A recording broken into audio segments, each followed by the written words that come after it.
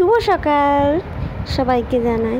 আর আমার আজকে এক্সামের ডে, তো আমি এক্সাম দিতে যাবো তার আগে আমার সব কাজ কমপ্লিট করে নিই সকালবেলা উঠে থেকে, কারণ এসে না রান্না করার চাপটা আমি নিতে চাই না। আর আজকে না এক্সাম দিয়ে লাস্ট এক্সাম দিয়ে ইচ্ছা আছে বন্ধুদের সাথে খাওয়া দাওয়া করবো।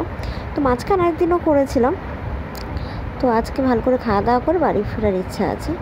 তো চলে তো আমি আসি নিজেই একা, আর আদারওয়াইজ আমার বর গিয়ে আমাকে দিয়ে আসে, ওটা আমার সুবিধা হয়। অ্যাকচুয়ালি আমি প্রচণ্ড প্যানিক করি।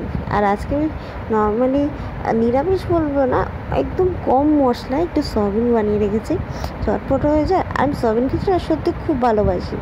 আর এদিকে রেডি হয়ে গেছি, প্রচণ্ড পরিমাণে গরম, আর একটু লেটও হয়ে গেছে। তো চলো টাটা বাবাই, আমি বেরাই, এসে তোমাদের সাথে আমার কথা হবে। এখন অনেকক্ষণ তোমাদের সাথে আমার দেখা হবে না আজকে। তো আমি তো এসে ক্লান্ত হয়ে গেছি সিরিয়াসলি, তার কারণ আমি তোমাদের সাথে শেয়ার করছি।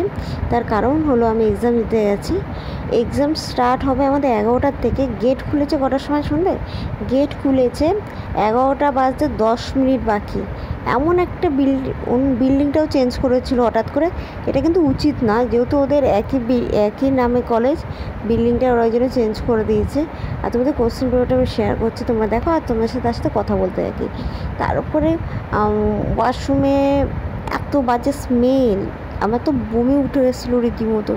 তারপরে আমার যেখানে সিট পড়েছিল যে বেঞ্চটায়, সেটা মানে উপরে ফ্যান ছিল না, মানে আমি যেখানে গরম সহ্য করতে পারি না, ওই গরমে বসে এক্সাম পরীক্ষা দিতে হয়েছে।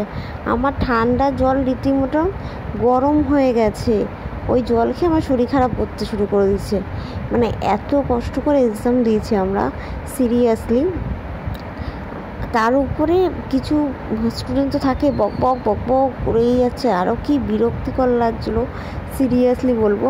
মানে আমি জানি না কি করে এরা এরকম করতে পারে যে এত দেরি করে গেট খুলতে পারে এক্সামের জন্য। গেট রীতিমতন যখন অনেক স্টুডেন্ট মিলে গেট ধাক্কা মেরেছে, তারপরে ওরা গিয়ে গেট খুলেছে। আর এখানে আমি একটু সিরিয়াল দেখছি বসে। আজকে খাওয়া দাওয়াটা লাইটলি করবো, মানে আমি সুজি বানাবো, নোনতা সুজি, আর এদিকে সব গুছিয়ে নিচ্ছি। তো টাটা।